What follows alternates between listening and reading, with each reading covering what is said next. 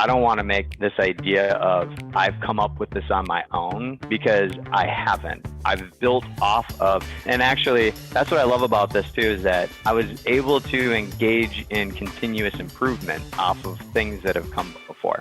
I did a lot of looking around and researching of what kind of knowledge things could be put in place, everything like that. Hi, you're listening to The Secure Developer.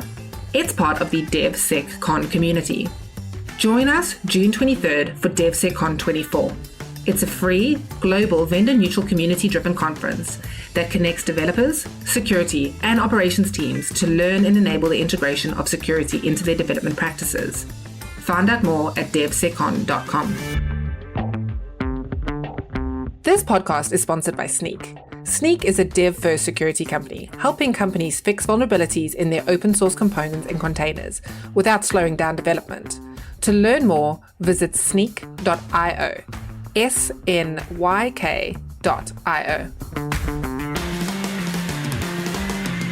On today's episode, Guy Podjarny, founder of Snyk, talks to Joshua Gamradt.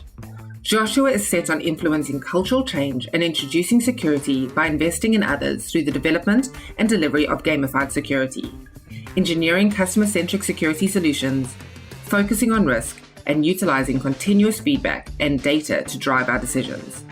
He began the journey of shifting his empathy left and focusing on the customer as a service manager over rugged DevOps at UnitedHealth Group. We hope you enjoy their conversation, and don't forget to leave us a review on iTunes if you enjoyed today's episode. Hello, everyone. Thanks for tuning back in. Today, we're going to play some games. We're going to dig into gamification and in general, sort of working with developers, and to share his views on all of the above is Joshua Gamradt, who is kind of more commonly known as Shua, and he's the director of rugged DevOps at UnitedHealth Group. Shua, thanks for coming onto the show. Thanks for having me. I appreciate it. I appreciate the opportunity, and actually kind of really humbled by the opportunity to, in some cases, be considered a quote unquote expert or a leader in the field and have this opportunity to come speaker. So I appreciate it. No, not at all. I think it's all about sharing our knowledge and helping push through as a community. So before we dig into all the sort of the meaty topics here, tell us a little bit about, what does it mean, a director of rugged DevOps, and maybe in general a bit about your journey into security and through it. Yeah, absolutely. One thing I always have to share as a part of this is that I don't have a security background. I don't have these 20, 25 years in security and seeing the evolution of where things are. I come from actually more of a Six Sigma background, process improvement, value streams, all that stuff. And for the last 6 years is where I've spent in my career within security itself. And so not coming from a traditional security background, I come in and I jokingly say this to a lot of people is that what's helped me really get engaged into security, especially with rugged DevOps and application security, is I have this unhealthy desire for people to like me. And getting into the security space, I always was asking, why do these people not like me? And what it really did was put me down this path and this journey of creating connections and relationships with people that started to help me broaden the understanding of what security means across an entire organization and not just within the security space. Those relationships allowed me to be empathetic and allowed me to see where are the gaps and where things exist today that we should be trying to focus on closing. And so the last 6 years has been this journey of relationships, this journey of connections, this journey of working on both the security side and the engineering side. From an industry standpoint, what you're going to hear a lot of is this DevSecOps idea, this DevSecOps movement. And I came into that movement probably 2 years ago. And the thing that always bothered me around the idea of DevSecOps, especially when I was talking with engineers, is I was already engaged in the DevOps movement, like this idea of DevOps and how long that's been around. And it really felt when we said DevSecOps that we were taking this ivory tower of security that engineers see and then plopping it in the middle of DevOps and saying, hey, now let's start doing DevSecOps. You have engineers who are saying, well, we're already doing DevOps. And so instead of security, taking on the approach of saying, how do we integrate and assimilate into the DevOps movement as looking at security as quality, why are we calling our own specific thing? Because now we have two kind of veins in which people were going after. So I took an assessment around what do engineers gravitate towards. And this idea of rugged software started coming into my mind around how are we driving towards impenetrable, quality, deliverable, and secure, sustainable, scalable software. And rugged software is an idea that exists out there. And in my mind is, well, we are trying to create rugged DevOps. We are trying to create this platform of a rugged engineer that is both on the developer or the IT side, but also on the security side. So that's where you're seeing the journey get to me where we are today, and why you'll hear rugged DevOps versus DevSecOps and all of that. It's a fair and good kind of perspective on it. Buzzwords are always tricky, right? They don't really encompass the complexity of these big topics. But and what does it mean then? You explained the rugged DevOps versus DevSecOps.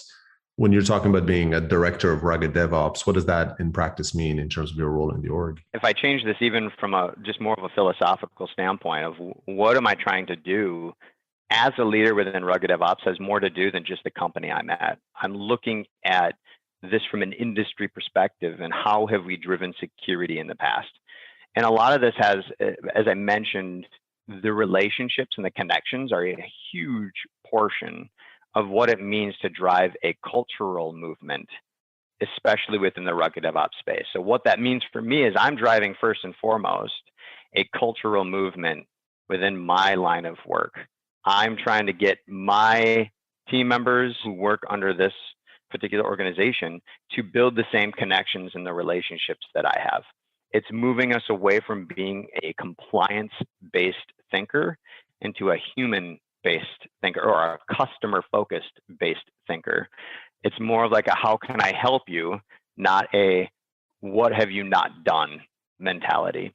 And so as we're going down that path and moving into a more customer-centric focus, then we start to ask, how are we changing or evolutionizing the capabilities that we're focusing on? And one of those capabilities for the longest time, and I just kind of mentioned compliance, was we focused a lot of our technology and a lot of our ways in which we applied security from an architectural, but more specifically from I need to identify vulnerabilities at a certain point, and I'm going to base success on how many vulnerabilities that I find. And that's going to be my success factor. Whereas I look at rugged DevOps, and what we're trying to do here is the success factor is actually in preventing vulnerabilities from being identified in the first place. And what that means is we need to now start investing into the development of not only our engineers, but also our security people. So you're going to be seeing a focus of my team in rugged DevOps of investing into engineers to teach them the awareness and the skill set that they need to incorporate security as quality into their development lifecycle. At the same time, we are developing a program that teaches security people the awareness and skill set of a developer so that at some point we can take both of those human elements from each one of those industries and have them meet in the middle at some point. And that is where the relationships and the connections and the ability to no longer speak in industry terms, you're no longer having to fight or be zealots over specific terms. You now have a common base of knowledge that allows you to say, how are we preventing this together? Versus one side saying, how am I finding what you do wrong and telling you how bad you are? And the other side saying, all you're doing is telling me what I can't do. And so to me, it seems subtle. It's a little subtle if you think about it, but really that's the crux and the overview of how I think philosophically what I'm trying to do differently from rugged DevOps versus a traditional security kind of program. Yeah, it makes a lot of sense. And actually a lot of analogies to sort of the core DevOps, the sort of the embedding techniques, the, walk a mile in their shoes type of perspective, and, fundamentally just core empathy. So I think a lot of sense in that. I think we'll probably dig primarily into the developer side, but before we do that, when you talk about investing in sort of security people and doing those, what are some concrete practices like that you do in the team? Is it about hiring different people into them? Is it training? Is it indeed embedding? Anything else? How do you get security people to build up that appreciation or into the world of developers?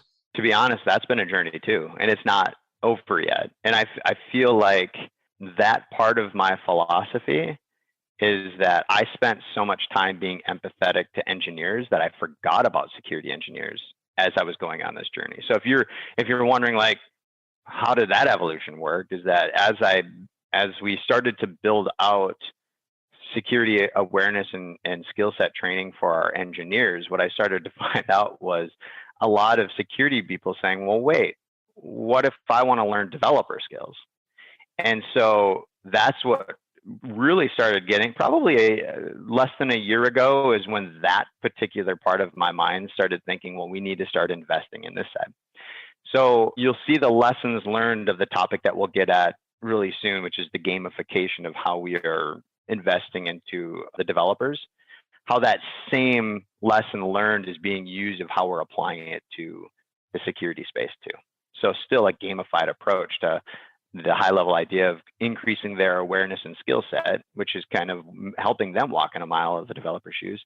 And at the same time, to broaden your question or answer the broadness of your question is, yes, as people have come through the training part of the program that has been invested into the developers, we have found a group of talent that have been interested in embedding themselves into the security organization as talent to be thought leaders in how we drive that cultural movement in the security space, which I think is we are in the crux of that industry change at this moment, right? Like I feel like I'm experiencing that change, which comes with both a passion for thinking I'm doing the wrong thing, because somehow in some cases, anyone that's going down this might be thought of as you are stepping on the bounds of what security is supposed to be, versus others who are on board who are thinking,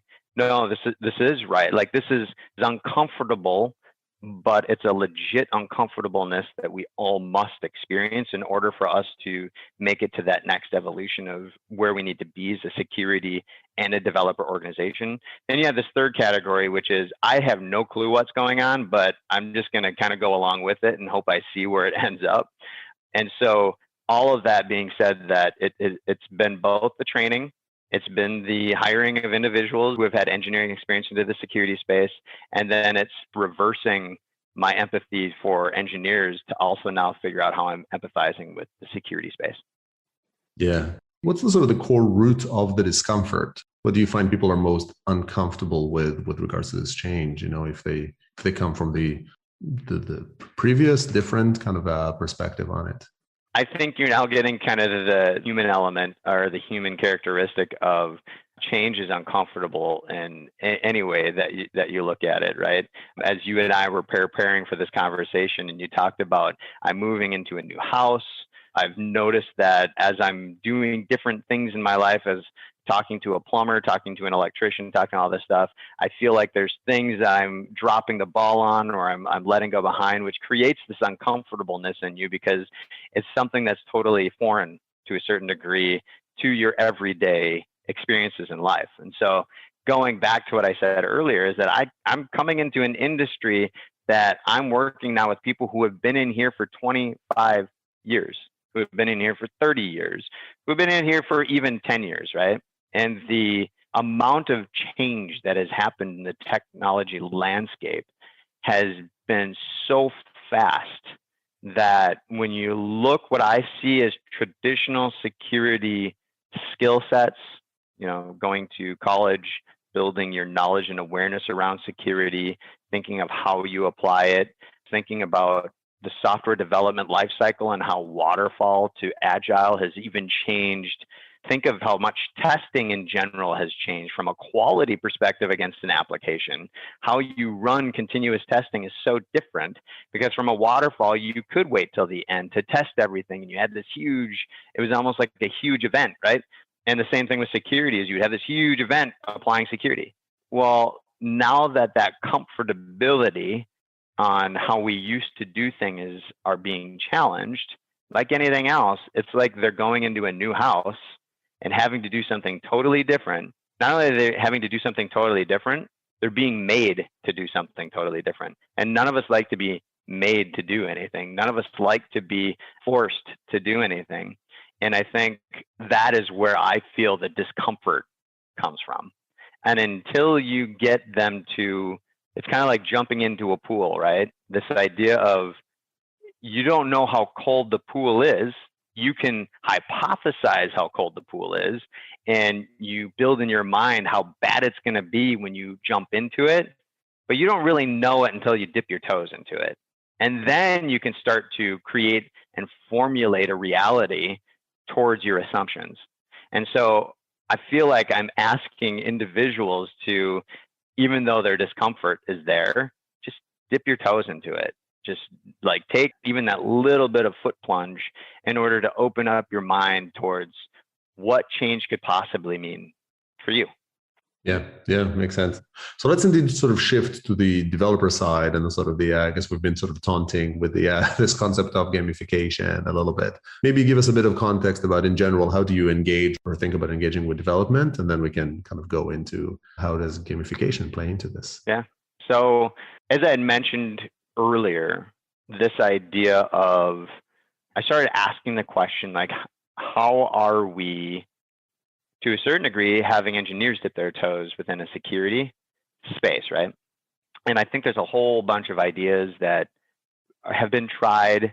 And what I want to be cognizant of here is saying that I'm standing on the shoulders of giants who have come before me, who have really thought about gamification prior to this, right? Security learning programs, embedding security champions into teams and things like that. So I don't want to make this idea of I've come up with this on my own, because I haven't. I've built off of, and actually that's what I love about this too, is that I was able to engage in continuous improvement off of things that have come before.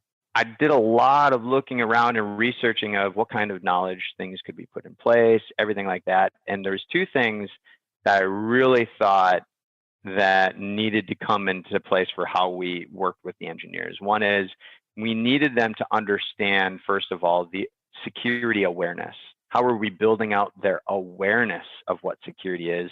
And a lot of what you're going to see there has to do with classroom training, like sitting down, hearing, learning, digesting, meditating, and having the opportunity to talk about, right?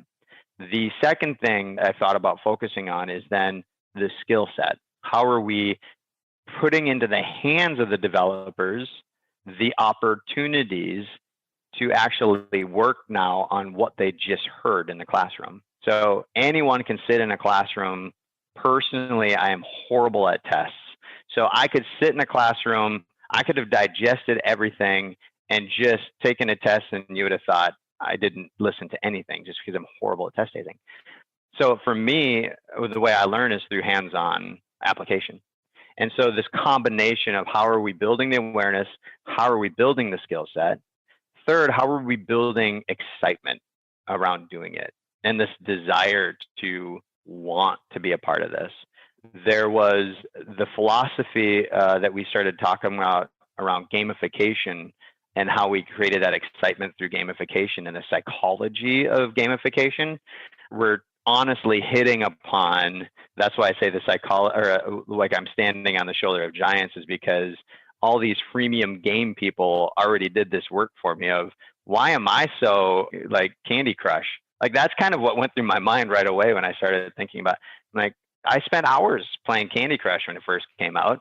And I'm trying to think, how do I in a healthy way, get engineers to spend time for what they do in spending time and awareness and skill set of security. And at the same, so thinking about it in that way is how are we rewarding our engineers for spending time here?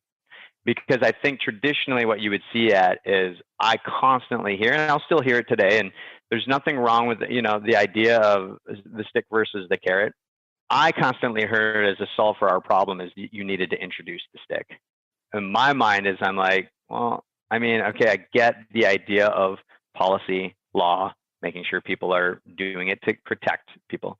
However, we can reward people for doing the right thing too. We forget that that's a part that is going to get people to do it. And so that's where the gamification idea came in, is then how are we rewarding our engineers for spending time doing that? Before you kind of dig into the specific of the gaming, just for the context of it, so you apply all three approaches. The gamification comes on top of it. You have if I heard it correctly, you have a baseline of security awareness that I guess everybody needs to undergo, which is some form of training, of classroom. I guess I imagine today it's online type training, followed by some exercises, some sort of application, and then followed by the gamification to lure them in further in their daily lives. The application is on your code, or like when you do apply what you've learned, is it on UHG code or is it on sort of sampled exercises?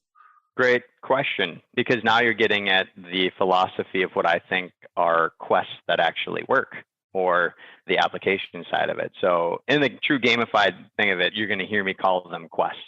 So if you ever played any type of game, or if you're thinking of Zelda, you always went on these quests and you were given this directive of you need to do this. In order to do that, you then went out and did it, right? And so all of these quests are built in a way to apply to the application that exists within Optum.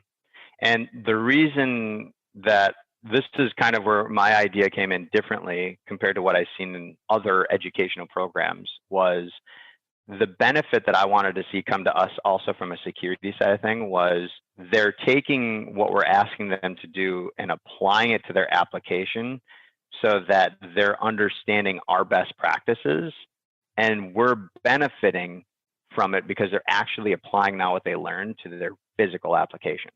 And they're saying, oh, that's how it works.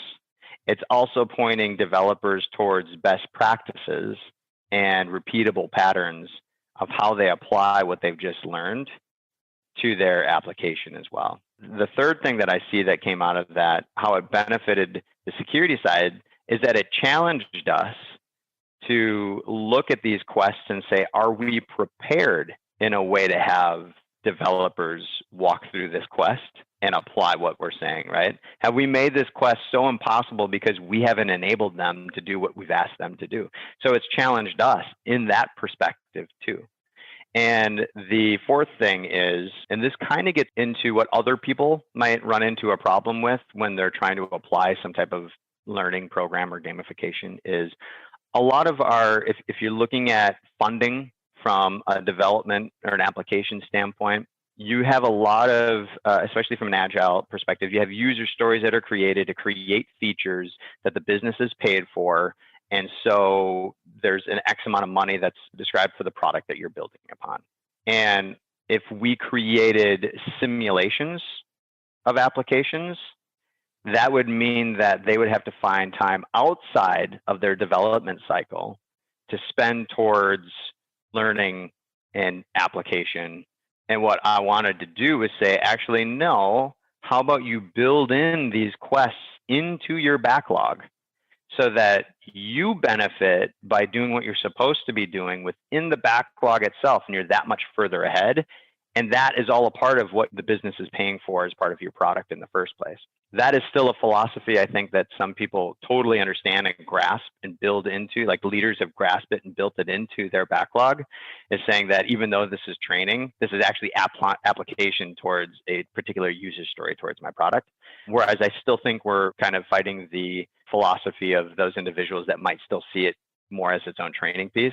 That's a part of the journey that we're still evolving through. I think lots of great pointers over here, from in what you said around aligning training time to actually sort of improve the security posture of it. It does imply, I love the use of the word quest here for it, but it puts a lot of weight into that preparation piece of so maybe let's dig in on what is a quest? What's included in a quest? What's the definition of a quest? So a quest, and this, like I said, this is it's going to be more attuned to someone who has played video games, especially role-playing games, is that you as an individual, one element that is missing for developers today is why. Like the story around why is this particular part of security important to do. So if you put yourself into kind of a video game mindset, you're always walking around from a role-playing perspective, talking to villagers, talking to people in the town, right? And they're telling you a story. They're telling you, hey, I've went through this issue, or this is a problem that I have. I need you to help me solve it. And the first element of our quest is hitting upon that, is we tell the story. Why is this quest important? Why is doing security testing important? How is it even applied to you as an engineer, especially from a quality standpoint? And how do we make it less daunting of an experience? So make it more digestible from that story of what it looks like. And then what happens when you're in that position, that story then turns into, what objectives do you need to do in order to accomplish delivering on this quest? So here's your story, and here are the objectives you need to do in order to solve for that story. In order to help that villager, in order to help that townsperson, what do you need to do in order to do it? So if you're thinking of yourself in that person, that player mentality, this gives you that inventory when you pull up your profile and you say, oh, wait, I'm on this quest. What was it I needed to do? Here's my check boxes of what I need to do. And what happens out of those objectives are, there is evidence that is usually collected to prove that you accomplished those objectives. So for example, if you are in your video game and it's like, in order to protect these people, you must go out and get 20 spiders. So you go out and you get these 20 spiders, and they're now in your inventory to prove that you've done it. So that's the third element of a quest, is what evidence can we collect to prove that you've accomplished these objectives? And usually the last part of that story is you go back to the villager and you say, here's the evidence that I did, or that shows that I accomplished these objectives. Can you look them over and give me my reward? So that's the last part of our quest. It's, you now go back to the subject matter experts that help build that quest. You show them the evidence that shows that you completed those objectives. We review it, and then we release the reward to you. So the final step really of the quest is the release of reward. And the release of reward is you gain points towards earning a particular level that you're trying to go after. So for us, it's, you can go from novice to intermediate to advanced and to expert. And the novice, right, you need to collect so many points. So there's so many quests that you can accomplish in order to earn those points. There's the sitting in classrooms in order to, like, I accomplished this many courses to gain those points. So those rewards come to you in points. And once you've earned novice, you are then rewarded a badge, a digital badge that goes along with you, that you can now have bragging points on LinkedIn, for example, to say, I've accomplished this. Here are the things that I did to accomplish this. Here are all the quests that I accomplished. Here's what I learned. Now I'm going to move on to the intermediate. So wanted to give you, not only answer your question of what are the different makeups of what make up a quest, but then how does that fit into the gamification mindset of then what's next, right? Like, how do I make it to the next level? It's a really cool flow, and it's quite unique, I must say, like from what I observed. What's the resolution of these quests? Like, is a quest, learn about cross-site scripting? Is it OWASP top 10? Is it secure coding? Like, what's the unit size here? Yep. So as I mentioned, we've employed a novice through expert level. So what you're going to say, and answering your question, it's going to go from easier to hard. And so the three main quests that we made up in the first release of the Security Advocate program, we wanted to focus on secure coding. So we use a platform that challenges engineers to look at code to identify vulnerabilities within that code using the OWASP top 10. And how do you identify the vulnerabilities within this code? And then how do you fix it? And you are graded upon that.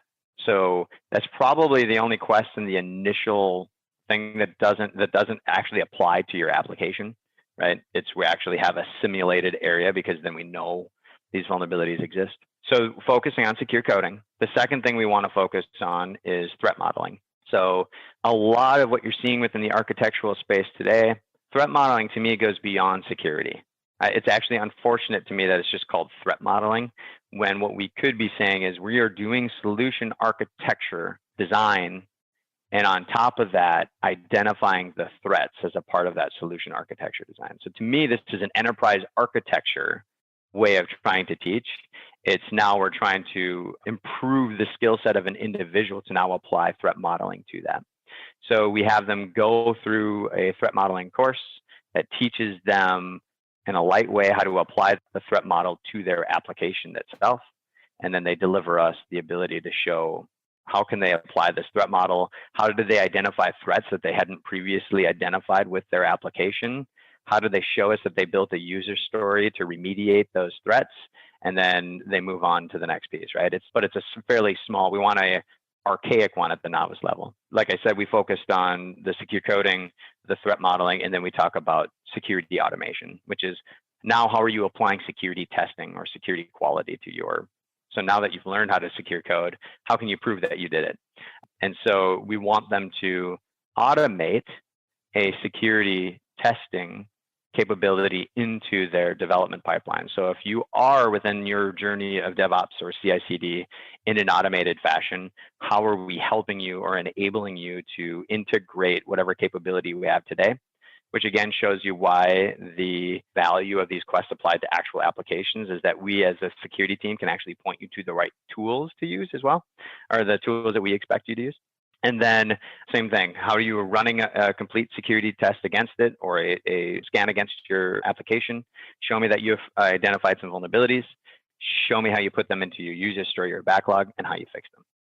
And then what happens then from there is an evolution of what you just asked, is then it gets harder. So as you move into intermediate, you move into advanced. And to be honest, once you make it to expert, we call the evolution learn to teach. So at the novice level, you're learning. And as you keep on moving it through the program, we expect those who make it to the expert level to actually be teaching all the things that we've been talking about. Yeah, which it actually like is a great lead into the question I had, which is who is the training aimed at? So like this sort of gamified, is the intent that all developers go through this? Is this more like security champions? Because you talked about the security advocacy program for it. Who's meant to consume this or play? Who's meant to play? That has been an evolution too. And specifically for our journey. And this has been the really, really cool thing is it all started out with engineers in mind. Like how do we take, I don't want this to be construed the wrong way, but when you think about who can we target that introduces the most risk to the organization? And that's what I mean by empathetic towards engineers and actually investing into them, is that if we see them as the risk, like you always, within the security space, we always said, engineers never want to do what we want them to do, right? And I always thought, in my mind, so we purchase solutions to prove our point, or why are we spending so much money here instead of investing actually into the risk that you call out, which is the developer themselves, which to a certain degree, the cool thing is you can reduce that risk by teaching. So the first goal was to invest into a program that was invested into the engineers. As we did that, we started seeing people apply for the program. Like we tried to vet out individuals and things like that we thought would be like asking questions like, do you have an application to work on? If you don't, this program might not be for you. But as we kept on going through that, we started getting people who were disappointed that there wasn't something for them. We actually had a very, very talented individual who is going through the technical portion of the program or the engineering side of the program. She was a business analyst that was going through it. And she, of course, was really struggling to make it through that engineer-focused part of it. So she asked, can I build a non-technical track, like a business track, like an architecture track? And I was like, absolutely. Why not? Because this kind of gets into the gamification standpoint, but I've always said that this particular program and anyone's journey should be called Create Your Own Journey.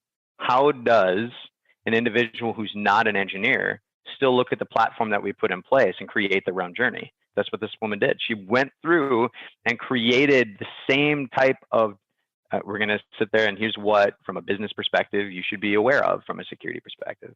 Here are the type of quests that we could apply to the business track or an architecture track.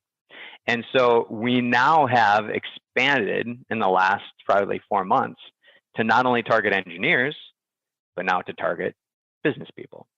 And I think in this broadening of who takes it really depends on who becomes just as excited about getting their peers aware within the track that they're on in their career and helping us add that content to the game, you could say.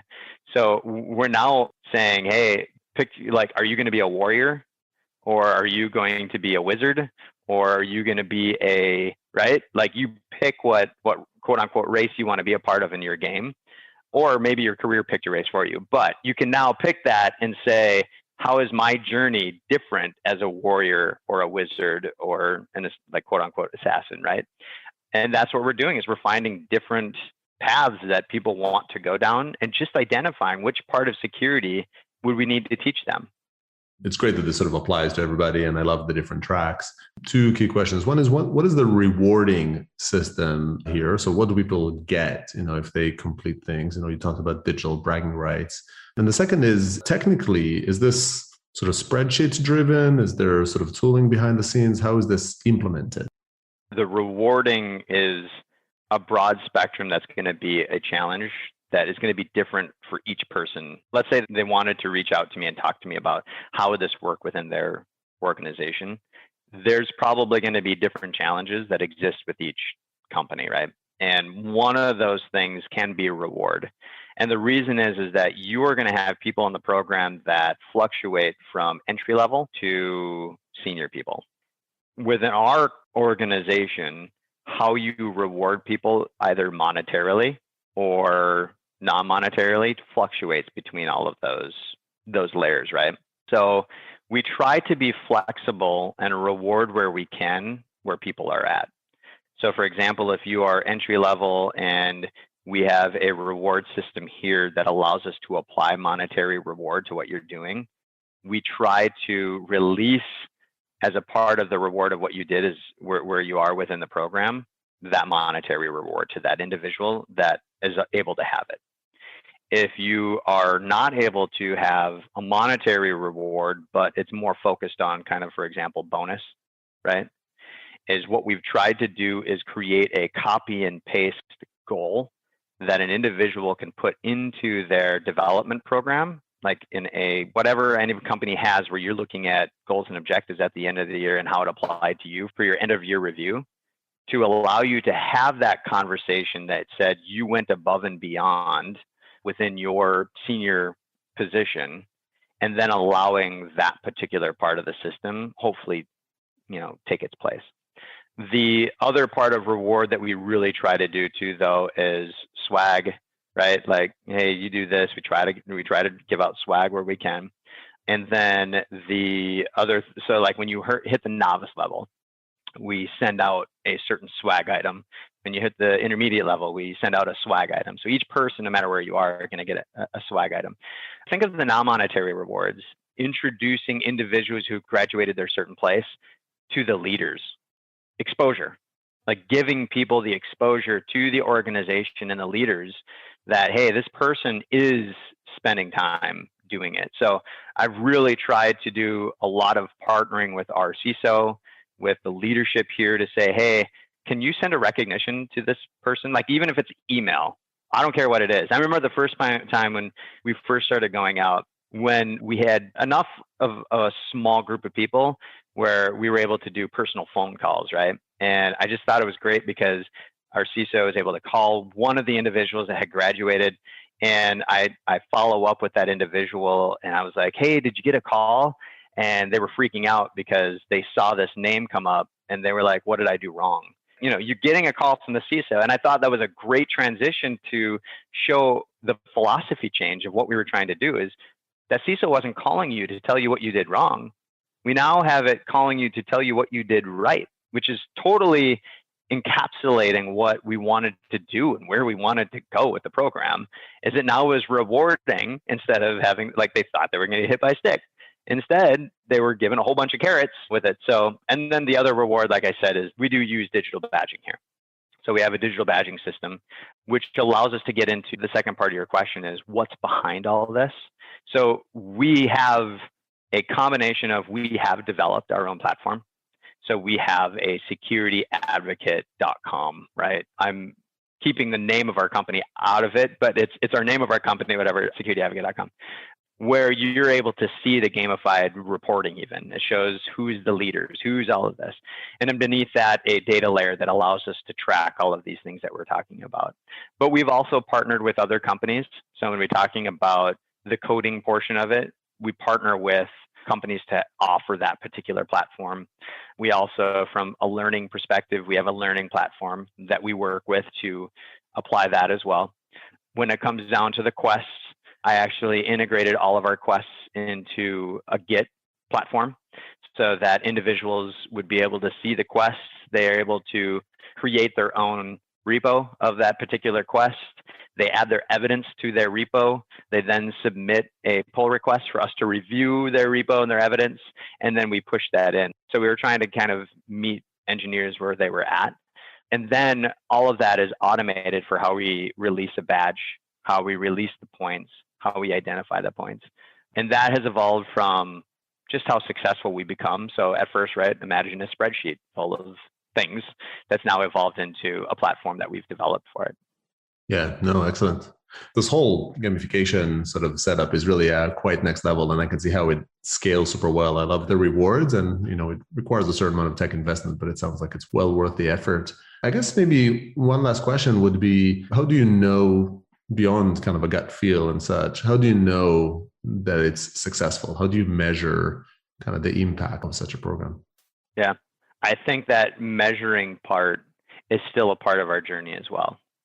And the reason I say that is what you would see as common metrics in the security space, again, gets towards how many vulnerabilities are we identifying? How are we making it so that they're actually doing it? All that stuff, right? And you take my philosophy of investing into an individual, the goal would be that we could make a correlation between the amount of security advocates in a particular product or an application, and being able to then apply that to the correlation of how many vulnerabilities are being reduced, right? But there's so many factors that go into that it becomes difficult to create a true correlation between, we have 15 security advocates, which means that we're going to see a average reduction of vulnerabilities by X%. However, we are building a historical view of trying to see if there is a correlation between those two things. So you're right, there's a lot of trust right now with this, but there's also a ton of the success factors, the amount of excitement that we see with engineers who are wanting to be a part of this game. So imagine the human factor of it, of how often has security and engineering actually interacted at all from a community perspective? I mean, think about it. We still have separate conferences that we go to. We create separate industries. We create separate stories. However, the success for me so far is that we've been creating an integrated story. We have a community of engineers who are interacting with a community of security individuals. One part of the program that I failed to mention that has its hits and its wins and its losses is there was a coaching / mentorship part of the program. So as you as an individual who's coming in, we assigned a coach or a mentor from the security side for you guys to interact. We're trying to create a cross-pollination of a community of individuals. And when I say that was both a success and a learning, is that your experience with that is only as good as the attitudes of the individuals going through that particular piece. So when it's a forced piece, you could have a really bad coach, or you could have a really bad advocate, or you could have bad both, right? And we saw where that relationship, still with people who are in there, kindled the success of how these people talk to each other, because it opened up the black hole, which was security, to an engineering space, but then it opened up the empathetic path that didn't exist before for that security person to be talking to the engineer. I can't tell you how many times I've heard security people who are coaches on the security side say, I've been humbled to the fact that I can't answer these people's questions, and I should be able to. Where I thought that they were quote unquote individuals who were unintelligent that didn't want to do anything they want to do. I'm finding out that I'm far behind in understanding the problems they're trying to solve and how they're trying to solve it. And so even my way of applying security and how you then work at it, they're starting to find out, wait, this isn't apples to apples and how we're actually trying to solve the same problem. And so it's created this open field of a community that never existed before. And that's success to me. That's success to me. It might not be a success to some organizations, but I sure can tell you that that's the start of success. And hopefully the correlation based upon the history of the data that we're pulling in, we'll be able to tell it, like, as Paul Harvey said, the rest of the story. Like, I want to be able to have a conversation with you in the future that's like gamification, the rest of the story, where it does tell and has true metrics that I can say, hey, not only have we showed like the awesomeness that exists before, but we're actually able to prove the metrics that show how much this works across reducing vulnerabilities, et cetera. Yeah, no, absolutely. First of all, totally signed up now for the sort of that future episode. Second is, I fully relate. There's gold in just breaking down the silos and getting people to collaborate. We're just a group of people, and the more we work together, the more valuable it is. Joshua, this has been spectacular. Great insight and a great platform that you've built over there and approach. Before I let you go over here, one question I like to ask every guest coming on.